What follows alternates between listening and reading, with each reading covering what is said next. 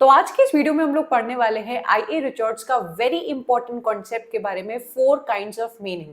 आईए रिचर्ड्स एक new critic रहे हैं एंड सबसे इंपॉर्टेंट न्यू क्रिटिक हैं क्योंकि इनसे सबसे ज्यादा क्वेश्चन पूछे जाते हैं। इनका ये जो कॉन्सेप्ट है 4 काइंड्स ऑफ मीनिंग का, sense, feeling, tone and intention, इससे आपके यूजीसी नेट ने डायरेक्ट 3-4 बार क्वेश्चंस पूछ लिए हैं। क्वेश्चंस भी मैं आपको आज के इस वीडियो में दिखाऊंगी एंड इस कॉन्सेप्ट को इतनी आसान तरीके से आपको समझाऊंगी कि आप इसको कभी भी भूलने नहीं वाले हो। आईए रिचर्ड्स के बारे में बात करें तो ये आपके एक पोएट है, क्रिटिक है एंड रिटोरिशियन है।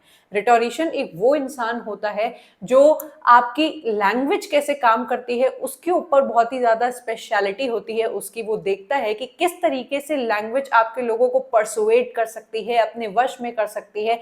फिगरेटिव लैंग्वेज का यूज करके आप इस भाषा के इस्तेमाल से किन लोगों को अपने आप में जीत सकते हो। देन आपके ये बहुत ही इंपॉर्टेंट राइटर माने जाते हैं फॉर्मलिस्ट अप्रोच के लिए। आप सभी को ये बात पता होनी चाहिए कि जैसे आपका रोमांटिक मूवमेंट चला था, एनलाइटनमेंट मूवमेंट चला था, उसी तरीके से आपके 20th सेंचुरी में चला था फॉर्मलिस्टिक मूवमेंट, जिसके अंदर आपके Russian formalism and new criticism की थ्योरी हम लोग पढ़ते हैं। ये आपकी जो थ्योरी थी या जो ये मूवमेंट चला था वो सीधी साफ ये बात करता था कि आपको ओल्ड क्रिटिसिज्म या ओल्ड ट्रेडिशनल मेथड को पूरी तरीके से भुला देना चाहिए। जहां पे आप किसी भी एक पर्टिकुलर टेक्स्ट को जज करते हो उसके ऑथर का ख्याल रखते हुए कि उसके ऑथर ने ये सोचा होगा, ये इंटेंट किया होगा, अच्छा उसने अपने रीडर को ध्यान में रखते हुए ये लिखा होगा, इस एज में लिखा होगा तभी उसका ये मतलब निकल रहा है। कुछ भी एक्स्ट्रा जो डिटेल्स है जो हम लोग अटैच कर देते हैं एक काम से, एक रेफरेंसेस, एल्यूजन्स, वो आपको एक पर्टिकुलर टेक्स्ट की जजमेंट में बिल्कुल भी नहीं दिखानी है। अगर आप फॉर्मलिस्ट हो तो आप एक टेक्स्ट को जज करेंगे टेक्स्ट के अकॉर्डिंग। आप ये समझेंगे कि उस टेक्स्ट के अंदर सारी खूबियां हैं जिसकी वजह से आप उसका मतलब निकाल सकते हो, उसके शब्दों में क्या लिखा है, उसके फिगर्स ऑफ स्पीच में क्या लिखा है। आपको सिर्फ और सिर्फ क्लोज रीडिंग करनी है एक टेक्स्ट की एंड बाकी बाहरी तत्वों से, चीजों से हमारा मतलब नहीं होना चाहिए। तो आपको ये बात बहुत अच्छे से याद रखनी चाहिए कि आईए रिचर्ड्स आपके जो फॉर्मलिस्टिक अप्रोच है उसके लिए सबसे ज्यादा जाने जाते हैं, जो फोकस करता है on close reading of a text and specially ये लोग नॉवल या प्लेस को फोकस नहीं करते हैं। ये लोग ध्यान देते हैं सिर्फ और सिर्फ पोएट्री के ऊपर और कहते हैं कि आपका कोई भी जो एक वर्क होता है वो अपने आप में सेल्फ कंटेन्ड होता है, सेल्फ रेफरेंशियल होता है, एक ऑटोनॉमस एस्थेटिक ऑब्जेक्ट होता है, उसको किसी बाहरी रेफरेंस की, इंटरप्रिटेशन की जरूरत नहीं है। ठीक है। आईए रिचर्ड्स बहुत ही इंपॉर्टेंट फिगर माने जाते हैं अपने इस वर्ड प्रैक्टिकल क्रिटिसिज्म की दुनिया में। He was the first person जिन्होंने एक्चुअल में एक प्रैक्टिकली एक्सपेरिमेंट किया था। ध्यान दीजिए, आपके न्यू क्रिटिसिज्म में और प्रैक्टिकल क्रिटिसिज्म में बहुत ज्यादा फर्क है। अक्सर बच्चे इसको एक ही जैसा समझ लेते हैं कि न्यू क्रिटिसिज्म का मतलब होता है प्रैक्टिकल क्रिटिसिज्म। आईए रिचर्ड्स एक प्रोफेसर थे, अपनी ही यूनिवर्सिटी में एक एक्सपेरिमेंट करते हैं कि चलो देखें कि ये कैसे काम करता है। अपनी ही यूनिवर्सिटी में अपने ही स्टूडेंट्स को एक पोएट्री फोटोकॉपी करके बांट देते हैं कि सब लोग कल इसका इंटरप्रिटेशन करके मेरे पास लेके आना। जब वो पन्ना वो बच्चों को थमाते हैं हाथ में तो वो ये नहीं बताते कि ये किस ऑथर का वर्क है, वो ये नहीं बताते कि ये कौन से एरा में लिखा गया है, कौन सी एज के अंदर ये पर्टिकुलर वर्क आता है। उस काम से रिलेटेड जितनी जानकारी हम लोग पहले जानते हैं कि अच्छा ये इस वाला राइटर का वर्क है, इस टाइम पे लिखा गया था, वो कोई जानकारी अपने बच्चों को नहीं देते हैं। अगले दिन जब बच्चे अपने अपनी बुद्धि, अपनी अपनी मेंटल कैपेबिलिटीज एंड इस पोएट्री के अंदर के शब्दों में क्या लिखा है उसको इंटरप्रेट करके लाते हैं तो एक बहुत बड़ी चीज सामने आती है कि हर बच्चे का उस पोएट्री का एक्सप्लेनेशन या इंटरप्रिटेशन बिल्कुल अलग होता है। जो रिस्पॉन्स सारे बच्चे लेके आते हैं उसको कहते हैं स्टॉक रिस्पॉन्सेज। ये एग्जैक्ट जो पॉइंट मैं आपको बता रही हूँ यूजीसी नेट ने पूछा भी है। आपके जो स्टूडेंट्स होते हैं हर बच्चा अलग अलग एक्सप्लेनेशन लेके आता है। ये बात देखकर आपके आईए रिचर्ड्स बिल्कुल हैरान परेशान हो जाते हैं एंड उसी से जन्म लेता है आपका प्रैक्टिकल क्रिटिसिज्म, जो ये कहता है कि बिना ऑथर की जानकारी के भी आप किसी टेक्स्ट को इंटरप्रेट कर सकते हो और बखूबी उसका मतलब निकाल सकते हो। इससे हम लोग को ये समझ में आया कि एक टेक्स्ट अपने आप में बिल्कुल काफी होता है उसका मतलब निकालने के लिए, उसको किसी रेफरेंस की या फिर किसी एल्यूजन की जरूरत नहीं है। आपके रिचर्ड्स जो ट्रेडिशनल तरीका था किसी भी टेक्स्ट को जज करने का, जहां पे ऑथर एंड रीडर बहुत ज्यादा इन्वॉल्व रहता था, उससे बिल्कुल दूर चले जाते हैं एंड अपनी एक बुक पब्लिश करते हैं, प्रैक्टिकल क्रिटिसिज्म 1929। अब ध्यान दीजिएगा, आपके यूजीसी नेट ने ये भी क्वेश्चन पूछा है कि प्रैक्टिकल क्रिटिसिज्म तो आपका एक बहुत इंपॉर्टेंट वर्क है आई ए रिचर्ड्स का, लेकिन इसका जरा तुम लोग सब टाइटल बता दो। तो जल्दी से मुझे कमेंट करके बताना कि प्रैक्टिकल क्रिटिसिज्म 1929 का जो टाइटल है उसका सब टाइटल क्या है, जिस पे आपके यूजीसी नेट ने क्वेश्चन पूछा है। जल्दी जल्दी सारे बच्चे नीचे लिखना स्टार्ट करें। इसी एक्सपेरिमेंट को करने के बाद आपके प्रैक्टिकल क्रिटिसिज्म की बुक के अंदर आई ए रिचर्ड्स कहते हैं कि पूरा 4 चीजों के अंदर हम लोग इस सारे क्रिटिसिज्म जिन्हों प्रैक्टिकल क्रिटिसिज्म उन्होंने किया उसके समराइज कर सकते हैं। कहने का मतलब कि आपका ऑथर 4 तरीके से ही आपको किसी भी पर्टिकुलर टेक्स्ट में कुछ भी लिख कर देता है। एक है सेंस, एक है फीलिंग, तीसरा है आपका टोन, चौथा है इंटेंशन। अब आपके दिमाग में जरूर आ रहा होगा कि क्या हम लोग को इसको ऑर्डर में ही लर्न करना है, तो जी हाँ, आपको इसको ऑर्डर में ही लर्न करना है। अब चलिए हम लोग एक बार देख लेते हैं कि ये sense, feeling and tone, intention क्या है। आपने टीवी में जेठालाल को दया बहन को बोलते हुए देखा होगा कि नॉन सेंस, पागल औरत, ये तुम क्या बातें कर रही हो। हम लोग जब भी किसी इंसान को नॉन सेंस कहते हैं तो हम लोग का कहने का यही तात्पर्य होता है कि तुम जो बोल रहे हो तुम्हारी बात में कोई सेंस या कोई मतलब भी निकल रहा है। तो यहाँ पे अगर आपके आई ए रिचर्ड्स कहते हैं कि किसी भी वर्क का जो सबसे पहला मीनिंग होता है वो होता है सेंस, मतलब कि उस पर्टिकुलर सेंटेंस में लिखा गया एक्चुअल मीनिंग, लिटरल मीनिंग जो आपको साफ सुथरा वहां पे दिखाई दे रहा है। अगर मैं आप सभी से बोलूं the cat is on the mat, तो क्या आप इसका कोई और मीनिंग निकाल सकते हो? इसका कुछ और मीनिंग निकल ही नहीं सकता है। ये है आपका एक स्ट्रेट फॉरवर्ड मीनिंग। इस सेंटेंस से हम लोग को साफ साफ पता लगता है कि जो बिल्ली है वो मैट के ऊपर, चटाई के ऊपर बैठी हुई है। इस सेंटेंस से ना ही मैंने आपके अंदर किसी भी तरीके के इमोशंस को उत्पन्न किया, ना ही इस सेंटेंस से आपको कोई हिडन मीनिंग का तात्पर्य मिलता है। आपको सीधी सादी बात पता लगती है कि बिल्ली आपकी चटाई के ऊपर बैठी है।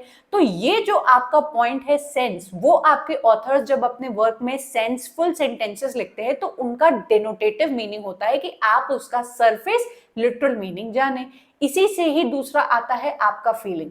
फीलिंग होता है ऐसे सेंटेंसेस के मीनिंग जो आपके मन में कुछ इमोशनल इंपैक्ट डालते हैं, जिनका कुछ हिडन मीनिंग छुपा होता है। अब इस सेंटेंस को देखिएगा, An abandoned kitten cried softly in the rain। अब यहाँ पे जिन शब्दों का चयन किया गया है उसको पढ़ते ही आपके मन में करुणा जागेगी, सैडनेस आएगी कि एक किटन है, एक छोटी सी बिल्ली का बच्चा है जो अबैंडन कर दिया गया है, वो बारिश में रो रहा है धीरे धीरे। तो इन शब्दों से क्या हुआ, हमारे मन में किसी तरीके के इमोशंस पैदा हुए।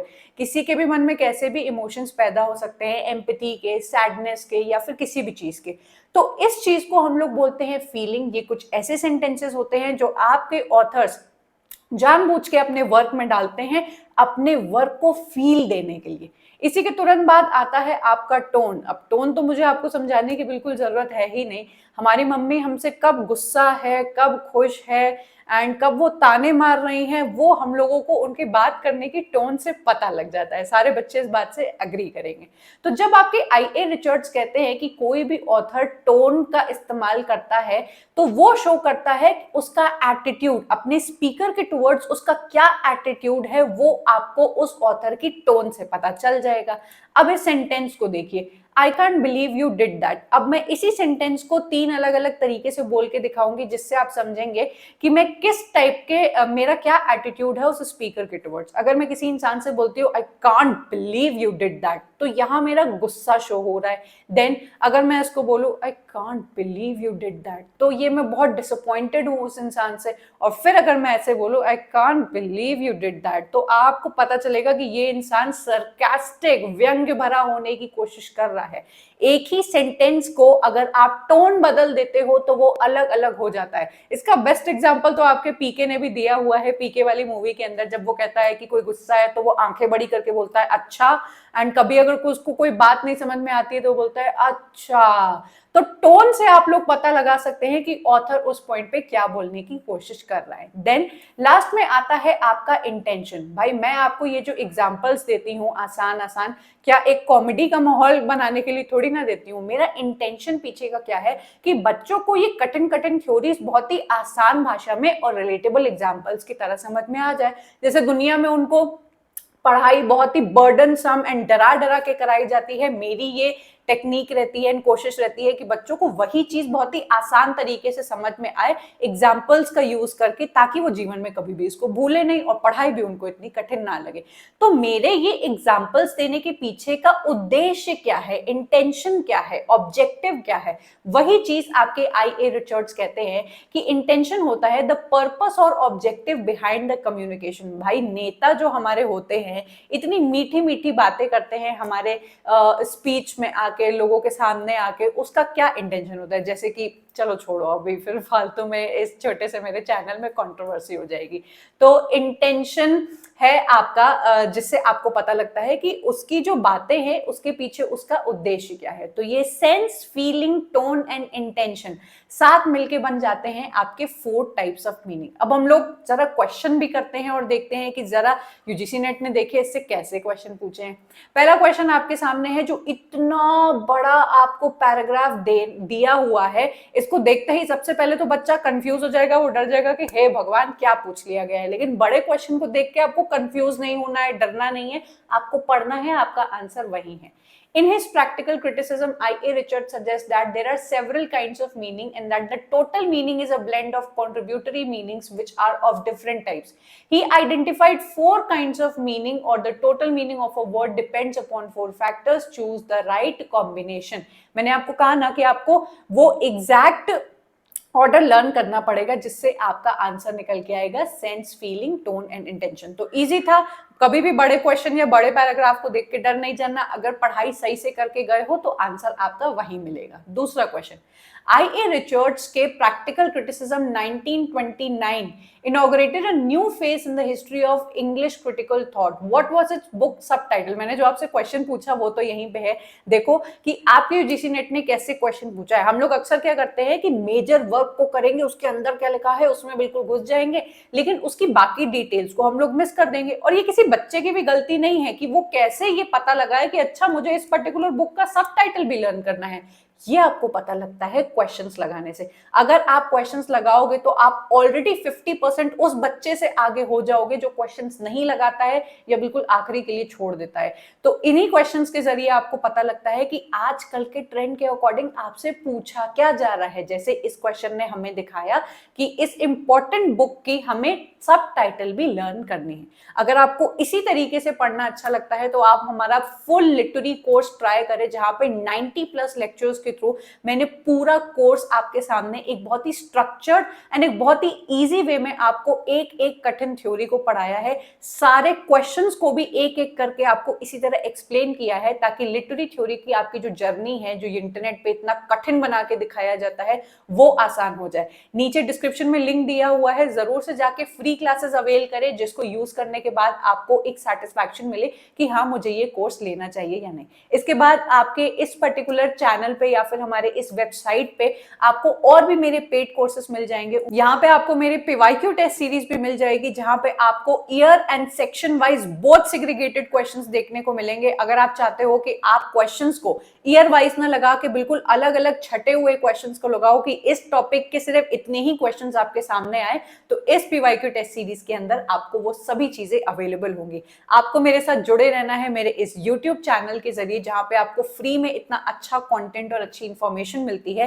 एंड उसी के साथ ही साथ मेरा टेलीग्राम चैनल ज्वाइन करना मत भूलना, जहां पे आपको फ्री में पीवाईक्यू टेस्ट सीरीज एक दिन में मिलती है, बोथ पेपर 1 एंड पेपर 2 की, जिसको यूज करके प्रैक्टिस करके आप अपनी प्रिपरेशन को अच्छा बना सकते हो।